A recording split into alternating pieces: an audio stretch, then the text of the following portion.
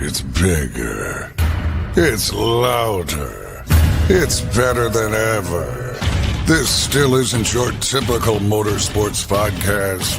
This is the 10th anniversary of Crush This, a monster truck podcast brought to you by J Concepts. For 10 years, your hosts, the monster truck Canucker Brad Shaw and Dan Cheech Agosh, have brought you into the minds and personalities of the monster truck industry.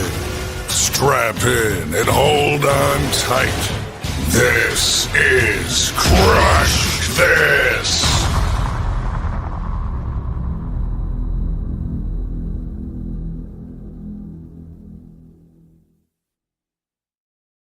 Hey, welcome to another episode of Crush This, a monster truck podcast presented by J Concepts. This one's a recorded episode, folks, so it's not live. I will be currently driving to Miami, Florida for the national championship game. If you're all in the chat, go ahead and pick who you want, the University of Miami Hurricanes or the Indiana Hoosiers. It's going to be a big deal over there in South Florida. Can't wait to do that and have some fun. Last weekend was a pretty fun time at Lebanon, Missouri. We're at the Crown Civic Arena, which is crazy because it's like right connected to a YMCA. I think it's a big YMCA gym, but who cares? Did my first popper, which was pretty cool. Made it to the finals both nights and had fun and everything with Colton and even with the Jones family and stuff like that, and Caden from Never Left. Sorry, insulting him. Caden from Monster Truck Insanity.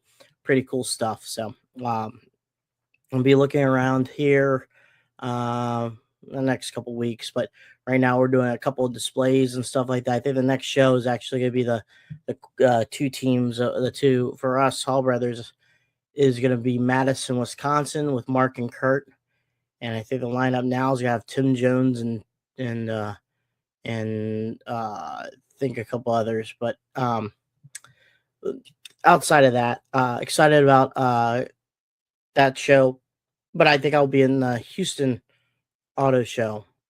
So that was another cool experience too. So we have a lot going on this season, but last weekend was a fun time. And it was a blast having it. But while we're at it, I have my code here. And you go to jconcepts.net and type in Crush This out the door. Get 15% off. It could be like right here behind me. An Escalade that I try to make do from 2007's Monster Jam World Finals. Has the Renegade tires on backwards, tribute rims, and also the J Concepts body. It's on an LMT, so still with the people in general. So thank you for that. So if you want something that looks exactly like that, I am red and blushy. These lights are really, really bright. Yeah, that's a lot better. Live action. We'll just put it off to the side and go from there. But once again, go to jconcepts.net for 15% off your items at the door, and it's pretty cool stuff. So while we're at it too, while you can help support us, go to our spread shop, Crush This, a Monster Truck Podcast. Get t-shirts, hats, like my Big Bad and Blown t-shirt. We have new stuff coming up here soon, so we'll be excited to see that too. So go to our spreadshop.com and help our podcast running. And while we're at it too, if you're not if you're busy and you missed this, go to monstersmonthly.com. He does our he does a little bit of the recordings. He puts episodes on the website for you to watch. Met him at the Bigfoot Hall of Fame, so it's pretty cool stuff too. So also, I've been doing on Monster Truck Attitude. It's called Inside Monster Truck Attitude, where we talk to some of the racers and stuff of the diecast downhill monster truck season and stuff like that. So there's a couple episodes on there. So go to YouTube and watch that. But speaking of them, before we get Mr. RJ Turner here, we are going to go and put that ad up right now and get ready for our pretty cool interview. So here we go. Are you ready to get in on the action here on the Monster Truck Attitude YouTube channel? Look no further. Head over to Facebook where you can sign up for all the great events we host right here on the MTA YouTube channel. Be sure to sign up for the events and register your name and get locked in with a monster truck of your own and get ready for the great thrills and spills right here on the MTA YouTube channel. Again, find us on Facebook, register for these events, and you soon will be competing in all the great events. We hope to see you there. And get ready for the wild and crazy action. Be sure to subscribe and turn on all notifications so you don't miss a beat right here on the Monster Truck Attitude YouTube channel.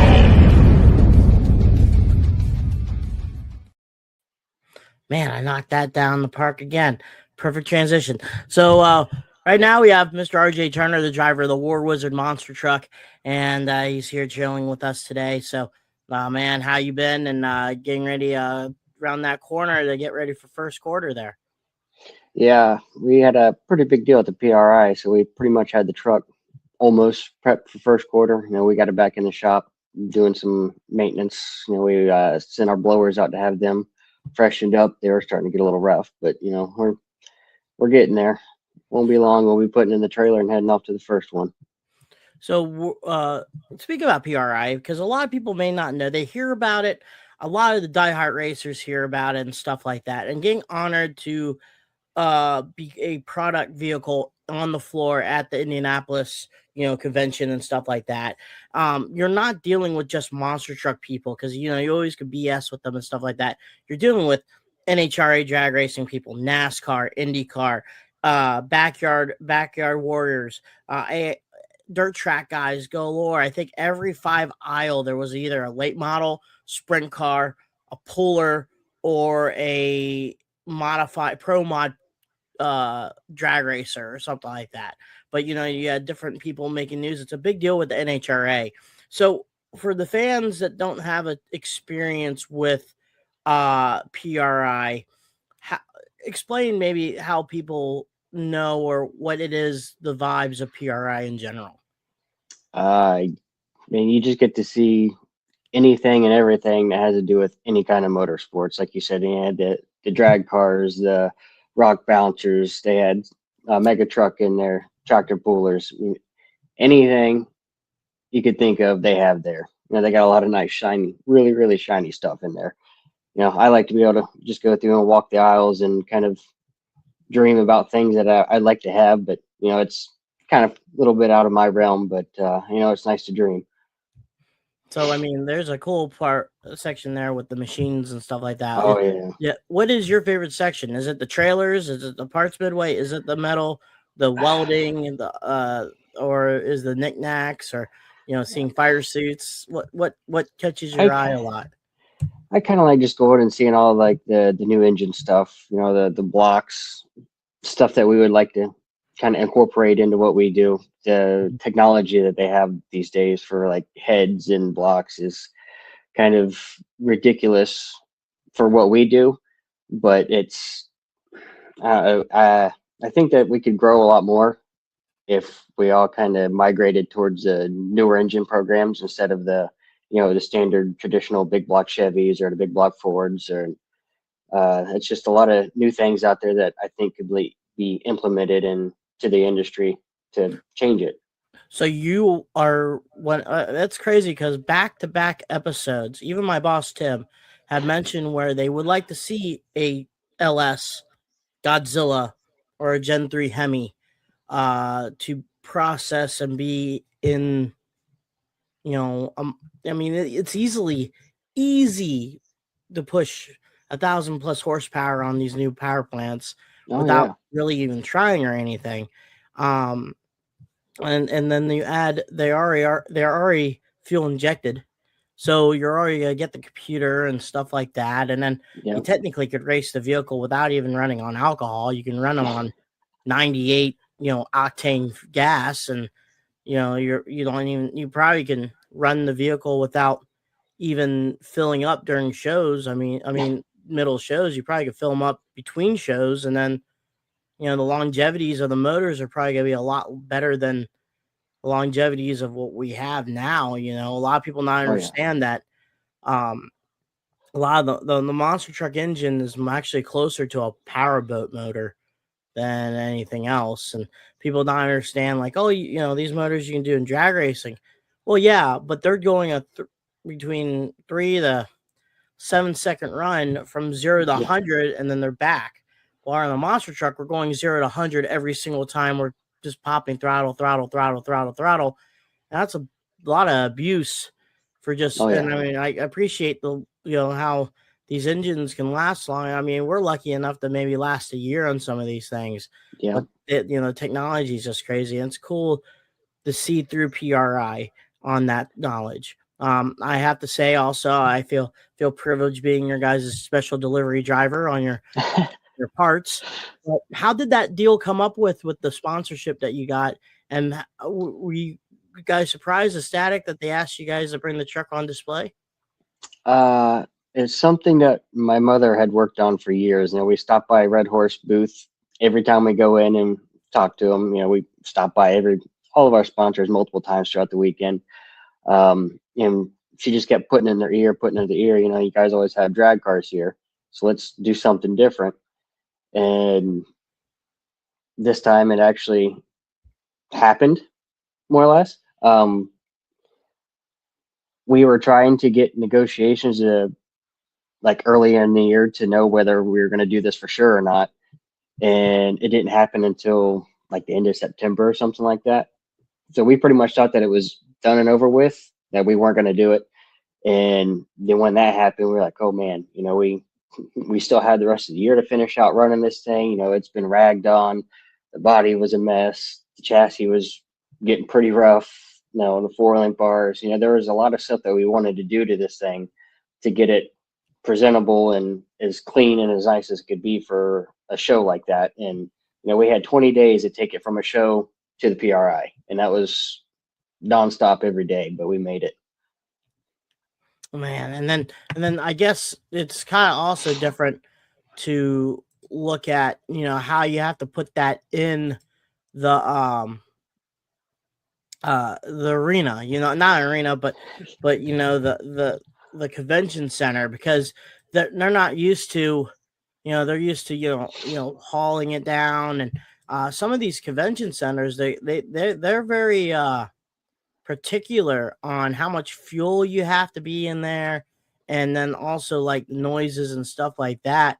So, were the people pretty cool on, seeing there's a monster truck coming into the PRI? Most of them were. We unloaded out of the trailer and we got it inside the big door, just right inside the building, and then we shut it off, obviously. And because you have to go through this here.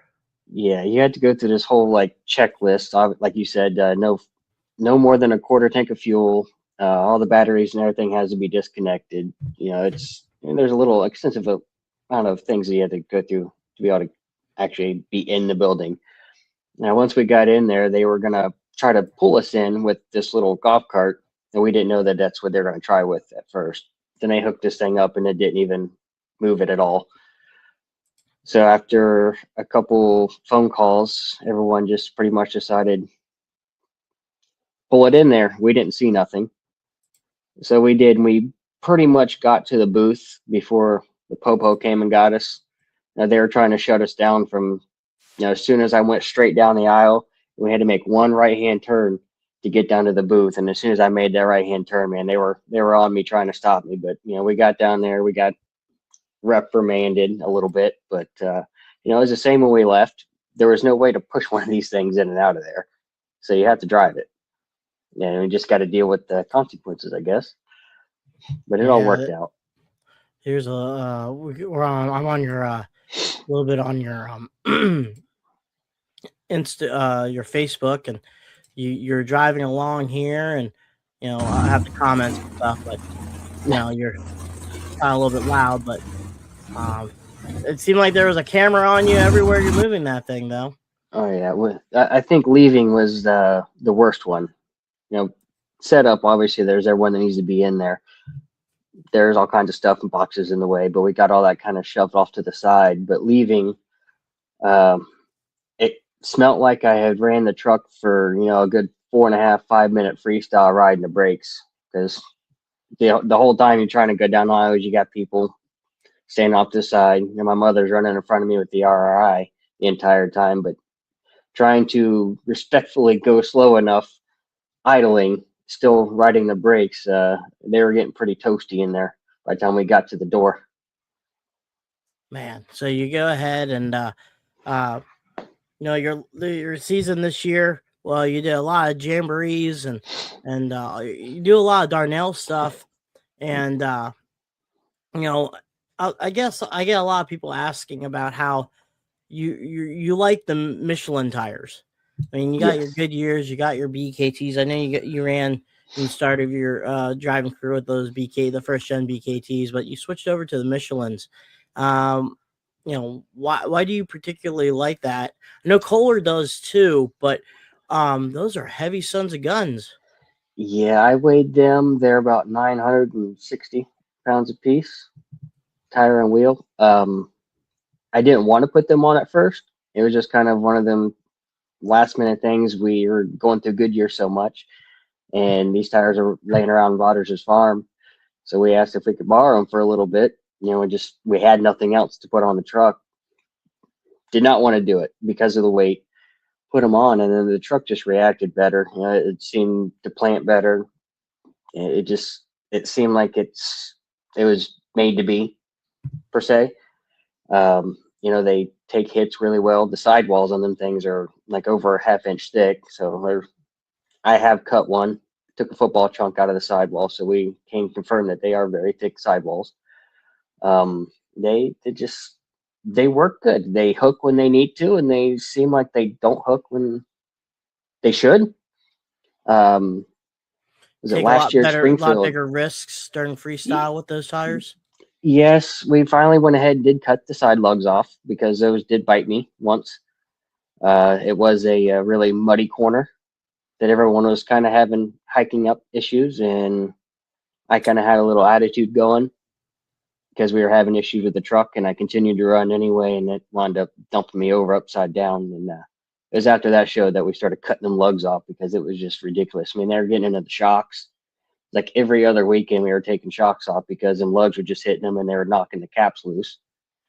And that just, it's what it's like having to take them things on and off, and especially doing it every weekend. It just got kind of repetitive and got tired of it.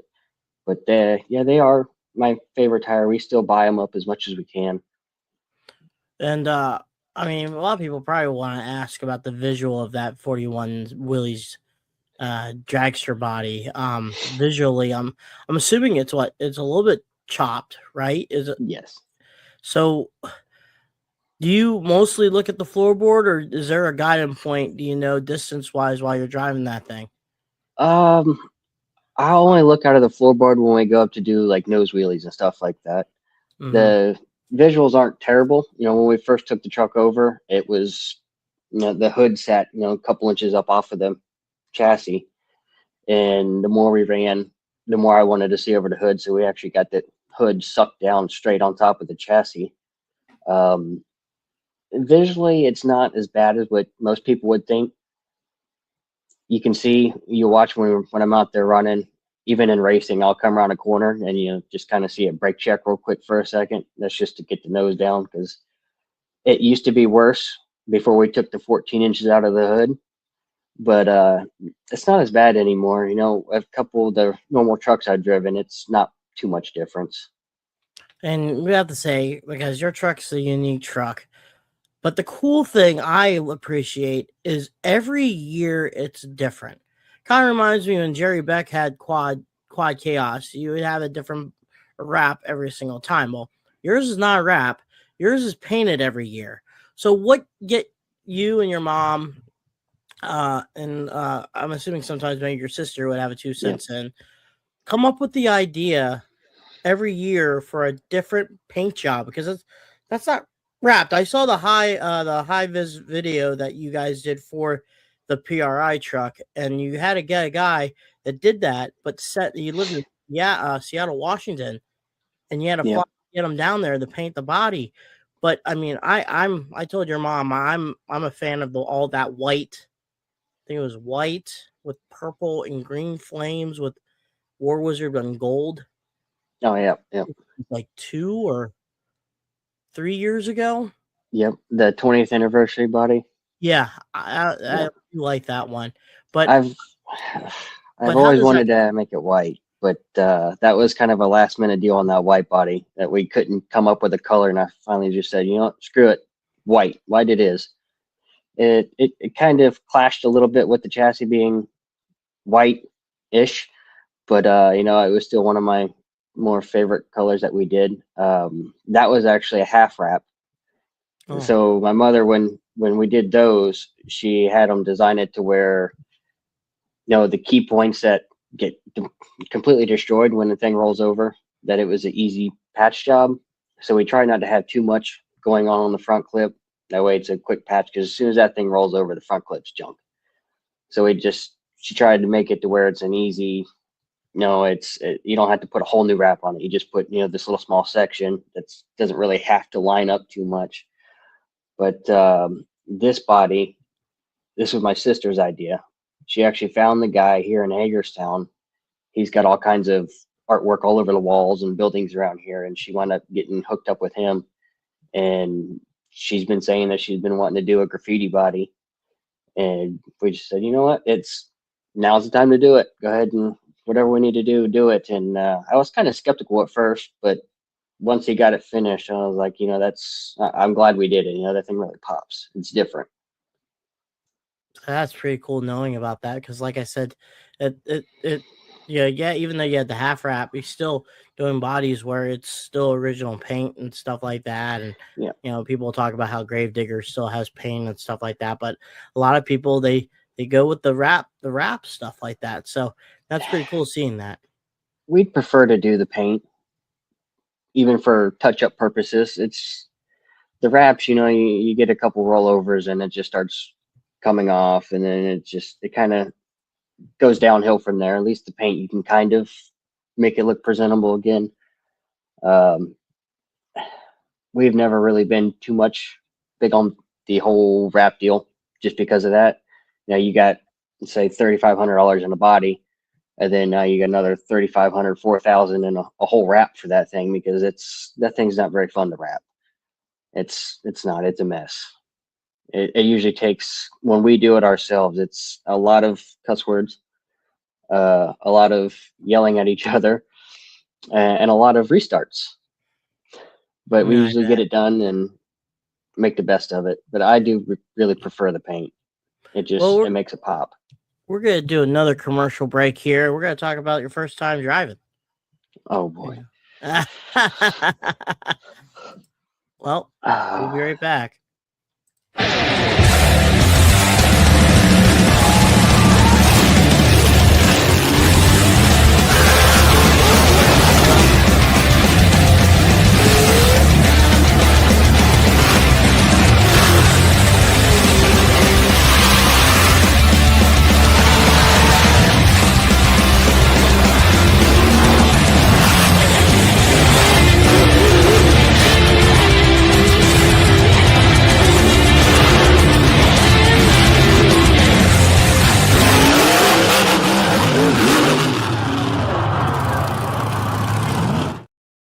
And want to thank Nick Davis in Back Channel Productions, which I know RJ has been in quite a few episodes of Nick Davis and stuff like that. So, you know, a lot of people ask about, you know, every driver that we have about the first time driving a monster truck. And, you know, you think you're going 5 feet up in the air, and then you watch the video and you're like, the tires never hit the ground. So can you go back and talk about, you know, the first time you went behind the wheel? Because a lot of people may not know that, you know, even though you had the War Wizzard truck, you were helping Mike Vauders out and you know, and by Mikey Jr. And a lot of people may not know that you're very good friends with Mikey Jr.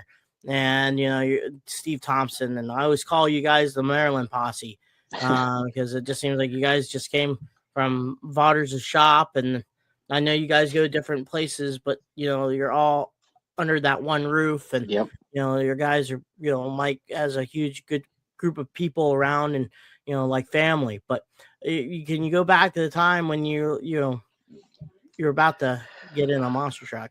The first time, that was I mean, I was only testing just to be a backup driver at that point, because this wasn't something. It was something I wanted to do since I was a kid. But then once I actually got involved with it and being behind the scenes, and I started seeing what it took to do this, and I was like, man, I just don't know if that's what I want to do. But then I agreed to do a backup driver if need be, not thinking that it would really happen. And coming from mud racing and doing the mega truck stuff, the only thing that I was really worried about was rear steer, and that was just what kept playing in my head. You're gonna screw up. You're gonna screw up with this rear steer. You're gonna hit it the wrong way. You're gonna hit something. But it's just one of those things. Once you actually get behind the wheel, all the thoughts leave your head, and you just go do what you need to do. And from that point on, I was just like, all right, well, if I get the chance to do this, I'm gonna run with it. And that's kind of what happened. I went out there and a couple little hits. I thought I was setting the world on fire, but I wasn't. I had a couple uh-ohs, in the throttle too long.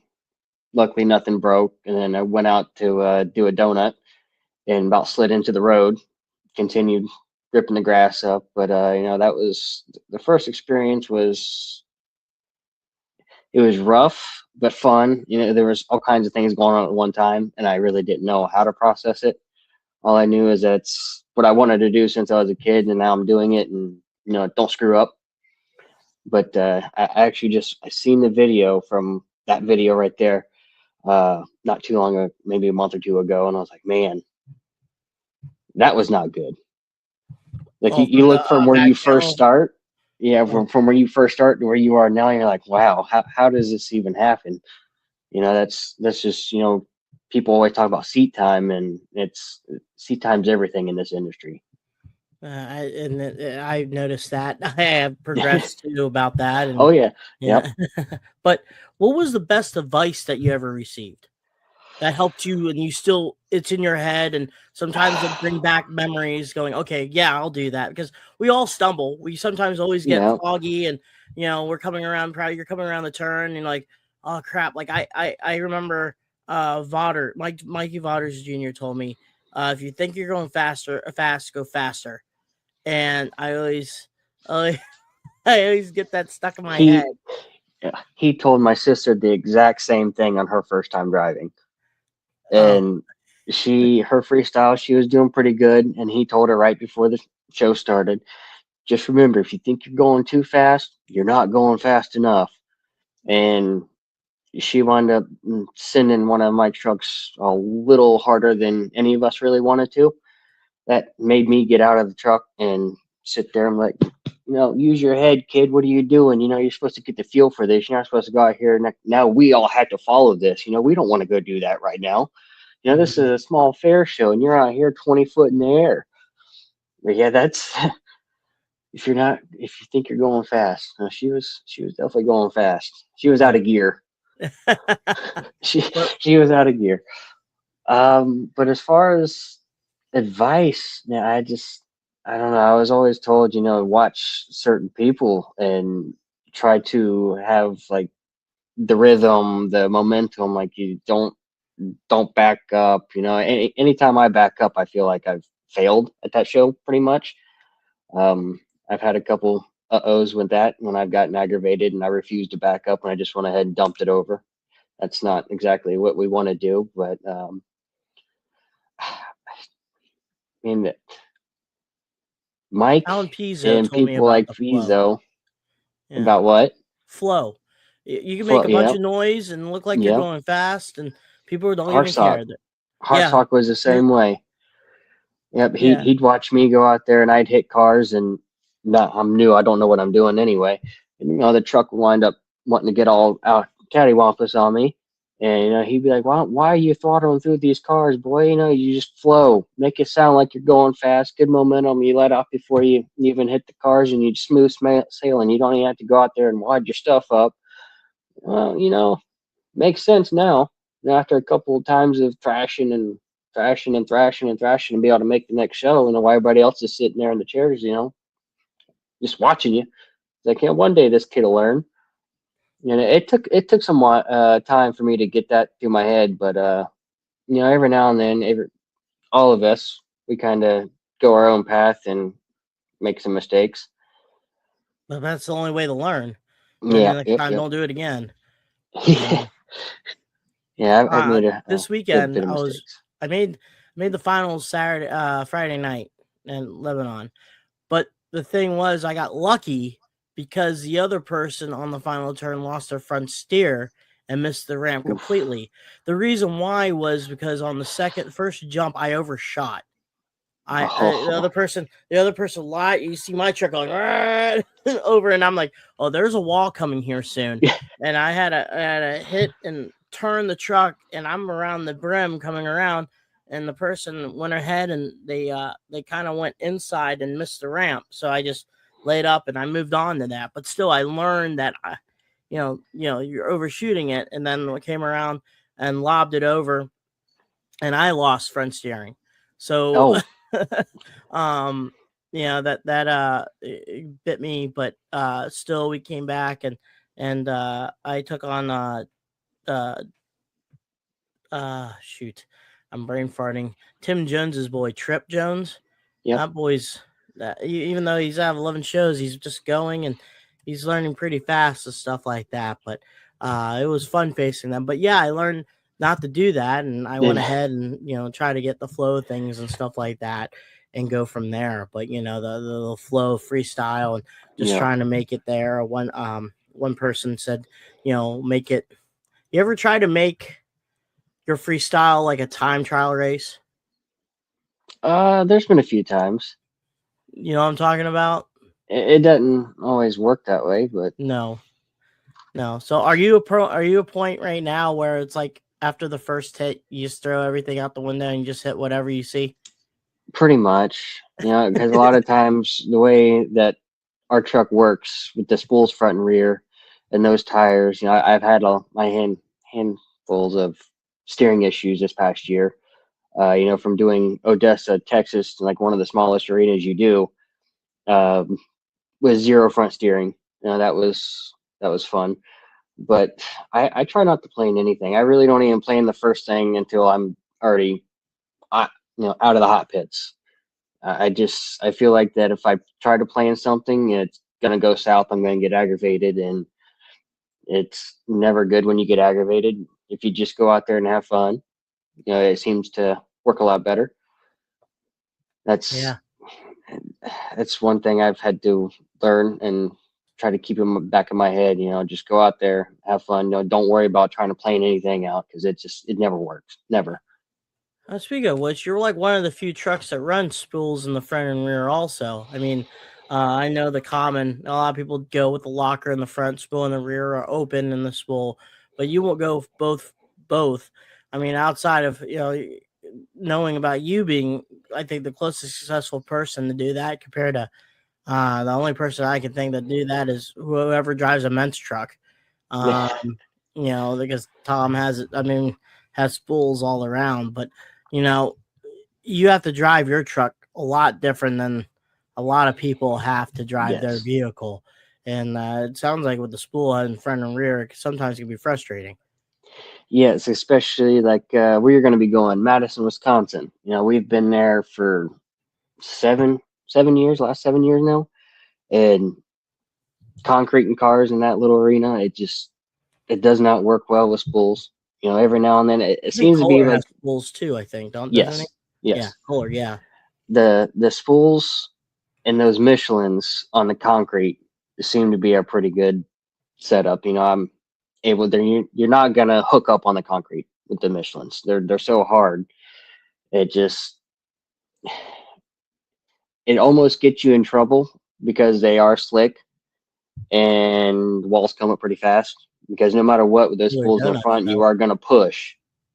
That thing pushes like crazy. We actually 1 year up there, we had to do a concrete and cars with concrete barriers up to the cars, Chicago style. And that's when I wound up cutting the big chunk out of the Michelin because I was pushed so far out in the turn that I just got aggravated and I hit the concrete barriers crooked and screwed my truck all up. But You luckily got to we had borrow Brad against the Shippert grain there. tire, I think, right? Yep. Yeah, when we went up to Brad and asked him if we could borrow one of his tires, the look on his face was like, "Oh man, don't screw up my tire now." Yeah. Now, luckily we made it through there, but Brad, he's definitely one of the nicest guys out there. So that's if there was a tire that I was going to ruin, he's one that wouldn't care. He'd probably be a little upset, but he'd understand. We would do the same thing for him. Anything that most people need, our trailer doors are open. That's just the way that the industry should be. Everybody work as a team because it's not about us; it's about everybody up in the stands. Mm-hmm. Yeah, and that the times and stuff like that. And we're gonna throw one more commercial here, but we're gonna talk about. I thought it was pretty cool. Is like your love of hauling around that UTV of yours. Oh, We'll be right back.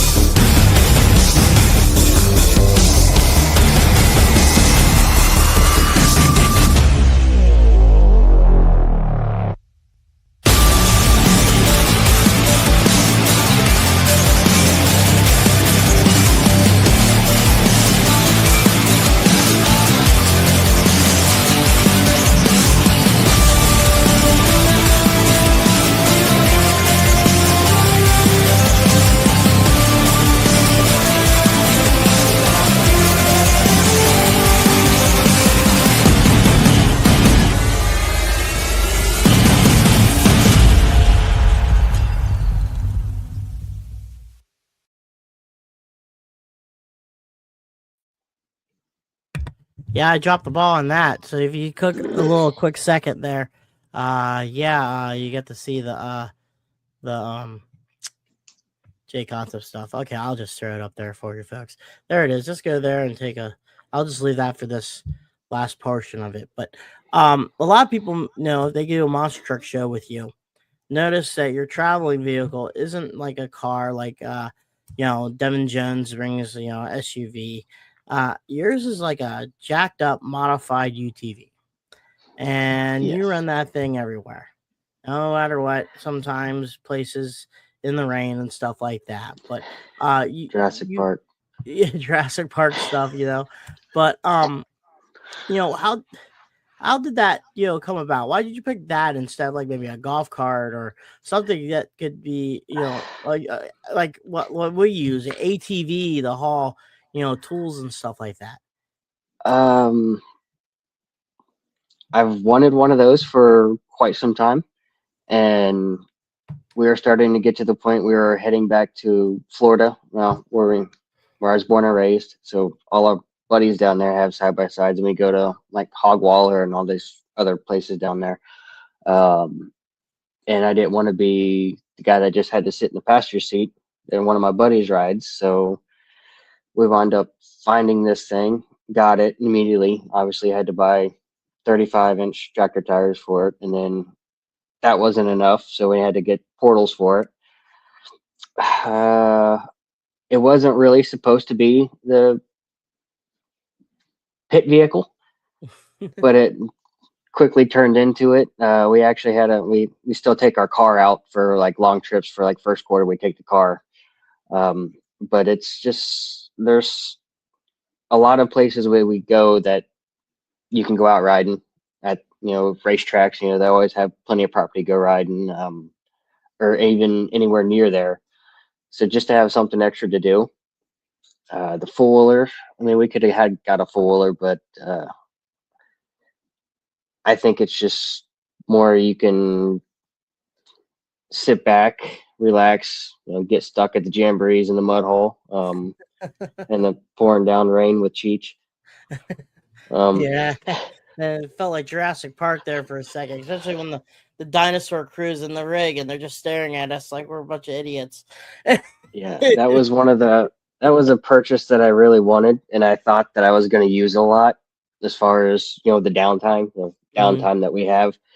I guess I just didn't think that it would sit in a container, because it sits most of the time. If it's not in the trailer with us, it's in the container because we don't have the downtime to go out riding anywhere. So why not just take it to the tracks? And it's perfect for jamborees. It kind of fits in with the jamborees, all the lifted trucks and all the unique stuff. But it's just, I don't know, something different. You ran Fun. in the sand at Wildwood? Yeah. Yeah.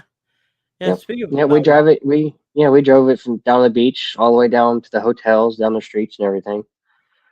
It's And- not those tires on that thing are so soft. They hate the road. They've already been shaved off over almost an inch of them. They're big cleats like that, or they used to be.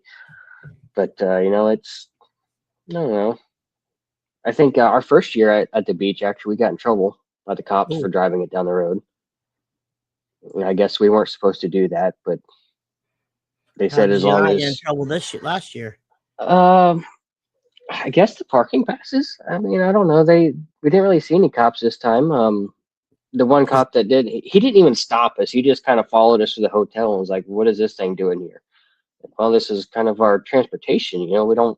Our rig's down on the beach. That's a couple-mile walk. You can't just. We could Uber, but what's the point of that when you can go out riding the side by side? And you're spending money on it. Yeah, pretty much. It's either leave it in a container or take it and use the thing. What is the state of Maryland right now, or on those things? Because I know, like in the state of West Virginia, Tennessee, and stuff like that, you can just register it. You're not that far from West Virginia. Couldn't you just register in West Virginia? Probably, but I never really thought about that. Maryland don't like stuff like that. I know that this is one of the states that absolutely frown upon that. Tennessee and other places like that, they don't care. Jacob Ladwig, he's got one. He takes it with him everywhere, and he drives it down the highways. Not highways, but through towns and stuff. That's his pit car and go out to dinner vehicle. Classy. They're smaller. You fit more things in the trailer. With the car in the back of the trailer, you can't really fit a spare tire or get parts for any other teams out there. With this, we have plenty of room underneath it. It's way shorter than the car. It's way lighter. So it kind of works out better, except for wintertime, it sucks. Yeah, so we'll talk about wintertime. Wildwood. Gotta talk about that pass that you had. It's that Bunzai run. You did some pretty bad internal damage to that thing. We were all walking the track that night, watching CJ and everybody build the track, and we're like, man, we're running on the beach, and we got this 45, 50 foot gap, whatever it was. Like this math isn't adding up. Like, we're gonna have to hit this with a good head of steam, or you're not gonna clear it because you're on sand. It's gonna blow out. And the first pair, because I was the second pair, they barely cleared it. I was like, well, I'm clearing this thing. I don't want to get tripped up, and that's the last thing I wanted. But right before the last hit, the front U-joint decided it was going to check out on me. As soon as I'm going up the ramp, I see the sparks coming up through the floorboard, and it's too late then. You're along for the ride. It wound up taking, so the U-joint went. It took out the bearings in the transfer case, which we wound up actually running the rest of that freestyle in two-wheel drive until that case was junk at the end of that run. And then we put another case in. We seem to be like one of the only teams that carry a spare transfer case. And some people laughed at us for it, but it saved us that weekend. And we wound up even destroying that transfer case. Went through 2 transfer cases in one weekend. And I think that's kind of unheard of. But the beach is brutal. It's really brutal on everything. I think that pass. No, not this time. Oh, okay. The first time it was terrible. It was all inside the housings because we don't run the wipers on the back of the knuckles, so it was all up inside the knuckles. I think this time when we got it out and got it cleaned up for the PRI, we got it pretty spotless. And we spent hours and hours. I'd wash on it. My mother'd wash on it. Then Jesse would wash on it. We just kept rotating out. But the first year, it just kept going. The sand just kept going. It just, even in the trailer, months after the show, we'd move a fuel barrel and there's a pile of sand underneath it. In the back, underneath our ramps where all our spare parts are, completely enclosed, full of sand.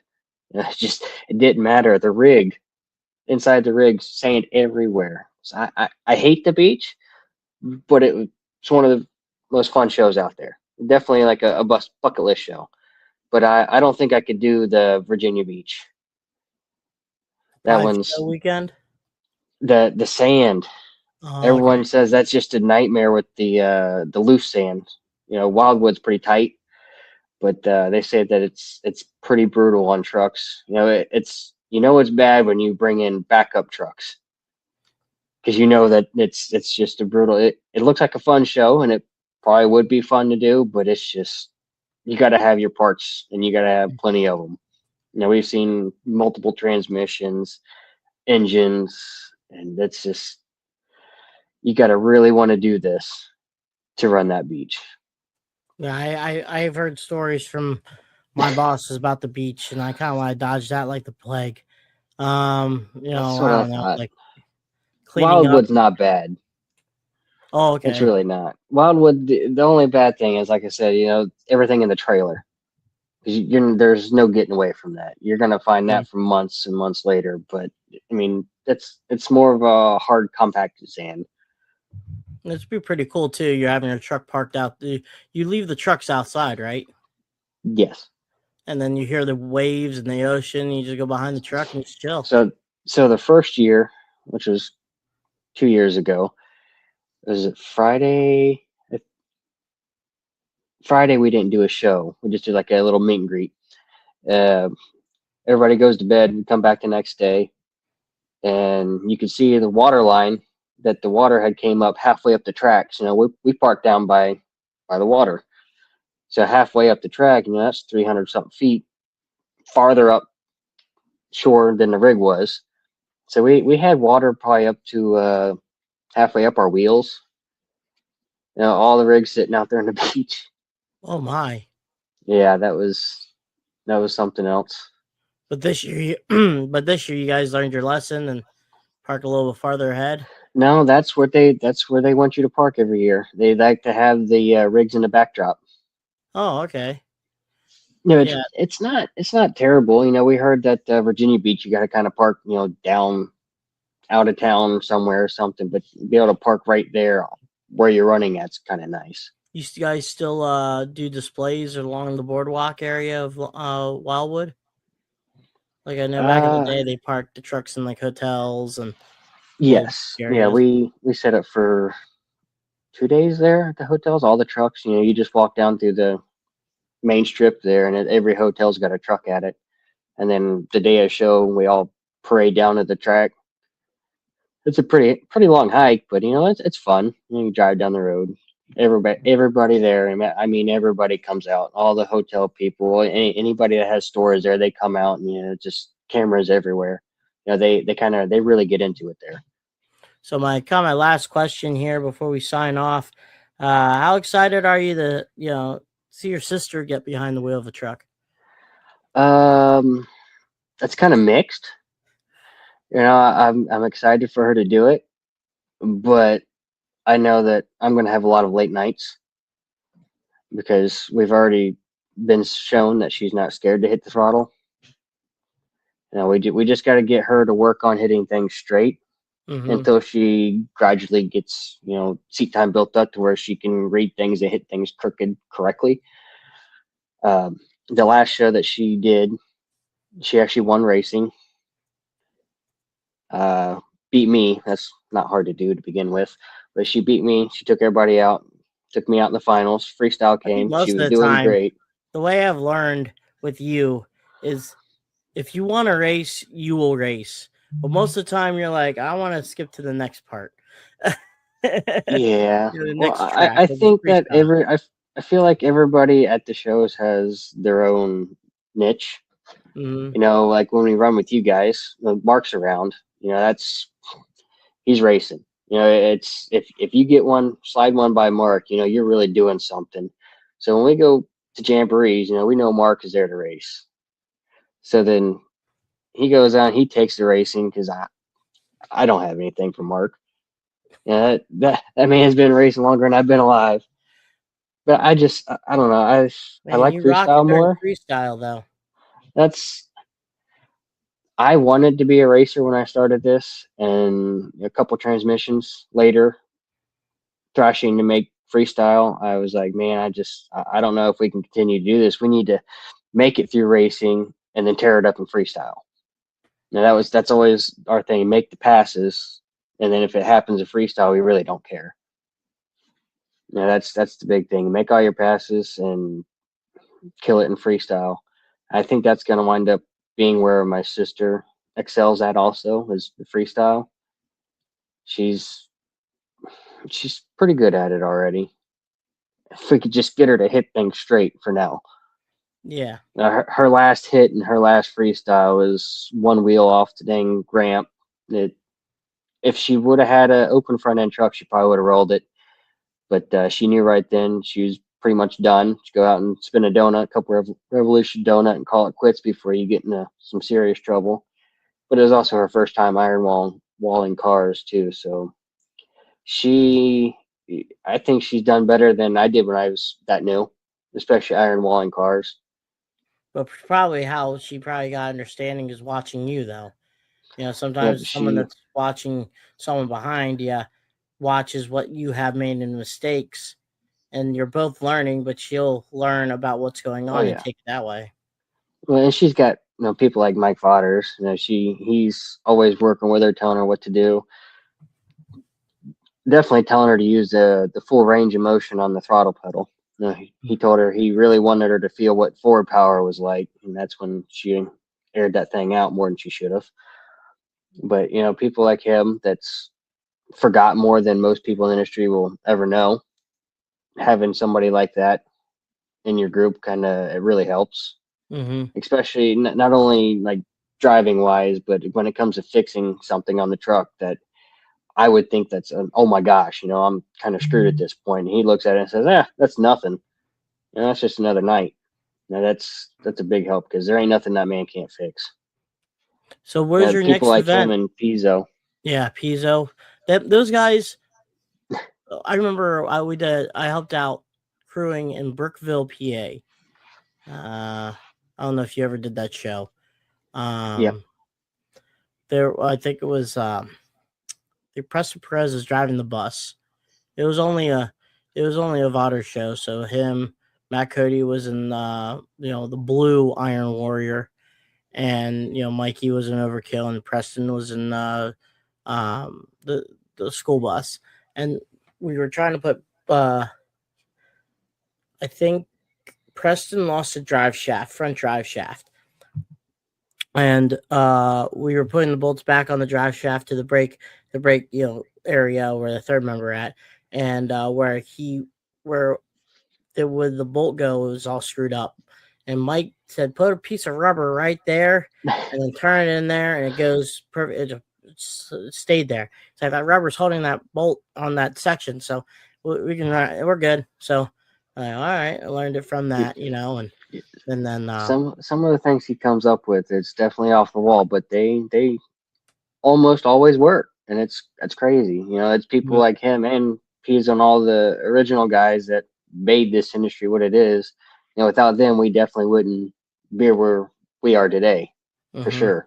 Like Tim was telling me a story about they were making a pass and they lost something in the motor, and they used JB Well to seal it up, just to run that final run, just to get the points and stuff like that. The engine went kapooey, but it still got made the points. The pass. Yep.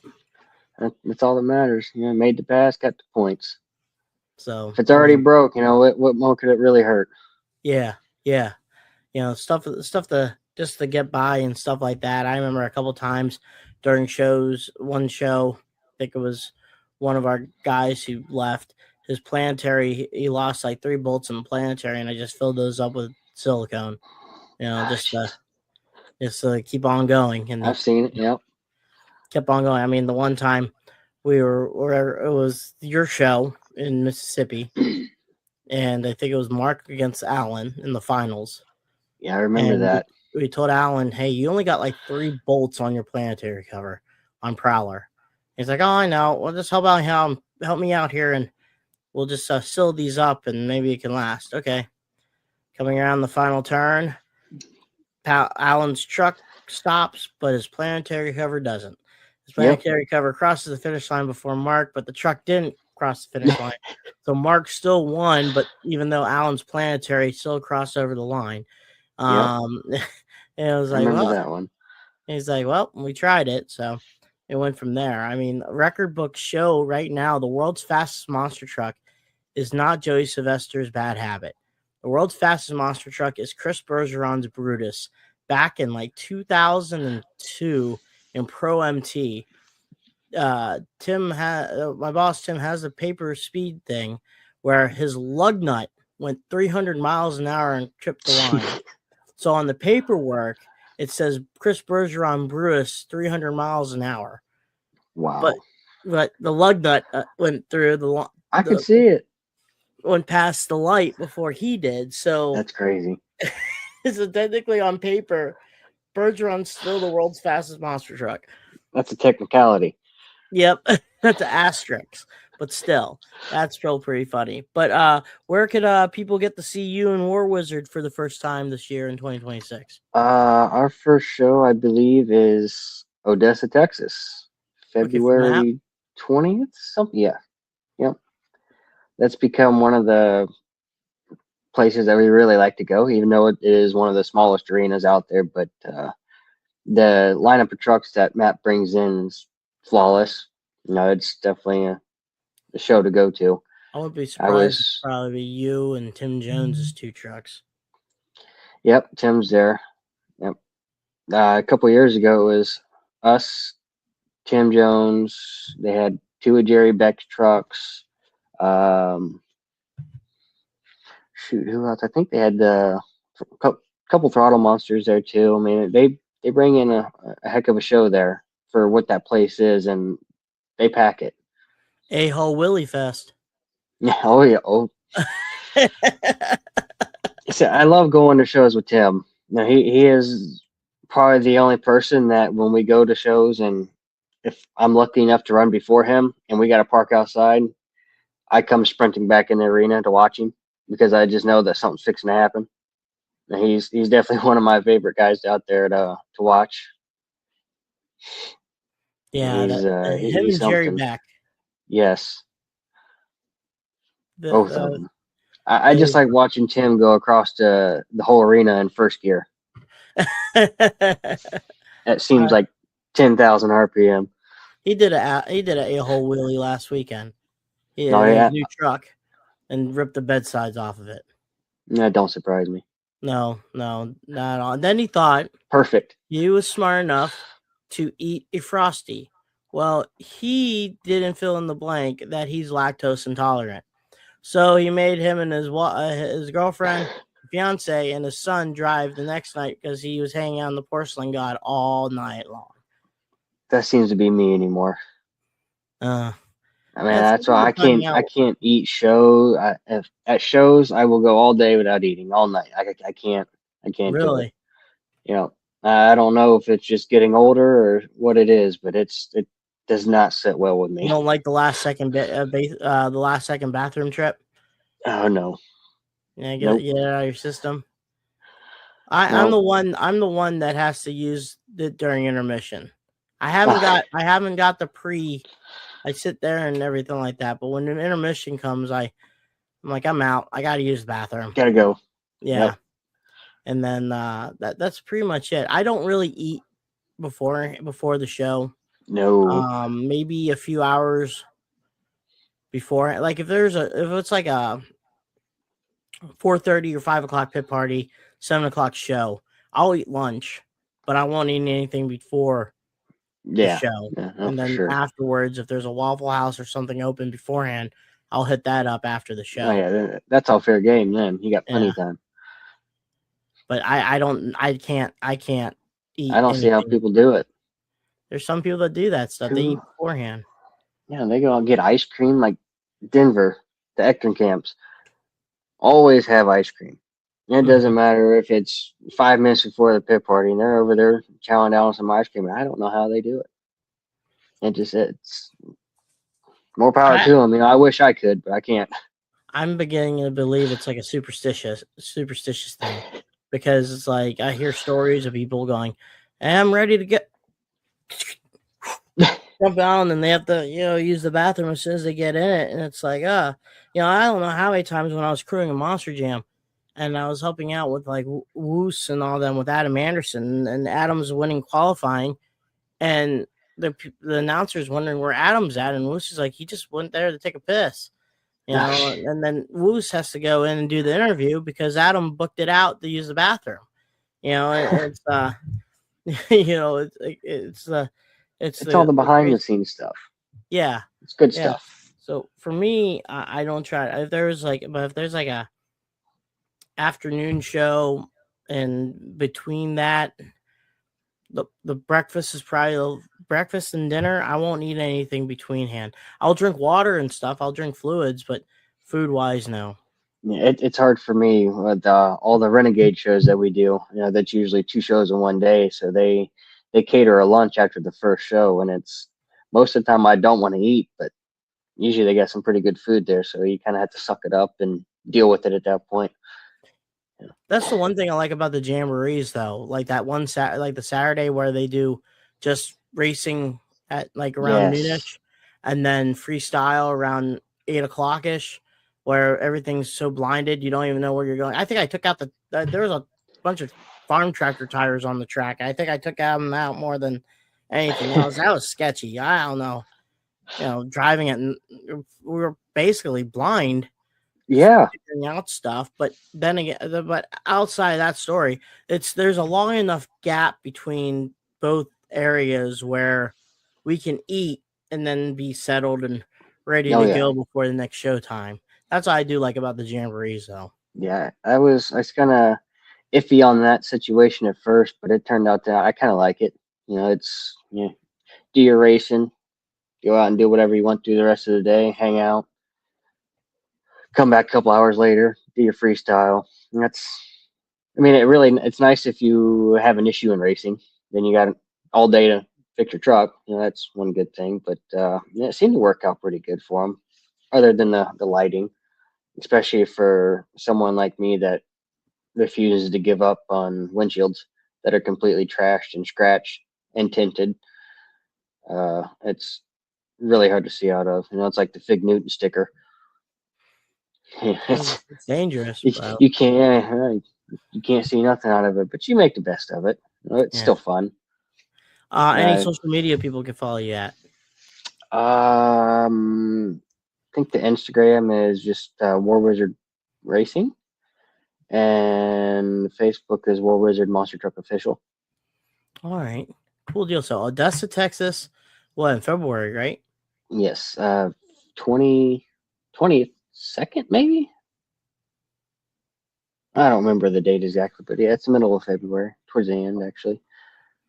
Nice. Then we go to Springfield, Missouri. Okay, a lot of people where we were at in Lebanon's got tickets for Springfield, so they're not really that far away. That's a nice arena. That's a nice place. I think they're like an hour away, maybe less, 45 minutes away. So that Wilson Arena is pretty nice. Yes. But man, thank you for being on. It was a good talk. We got knocked more than what needed, but that's good. So it's gonna be a good episode for what we need to do. So I know I'll see you down the road in this season. Yep. So we'll see you. We'll be around. But thank you for being on. That was RJ Turner with the War Wizzard Monster Truck.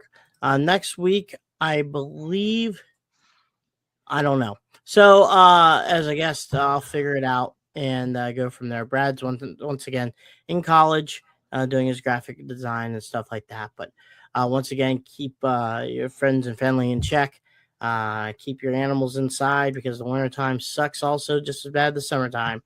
And also, I always say donate your blood to friends in need to help people in need. But I'm Dan Cheech Agosh. Brad Shaw, he always says keep the rubber side down and the shiny side up. Peace.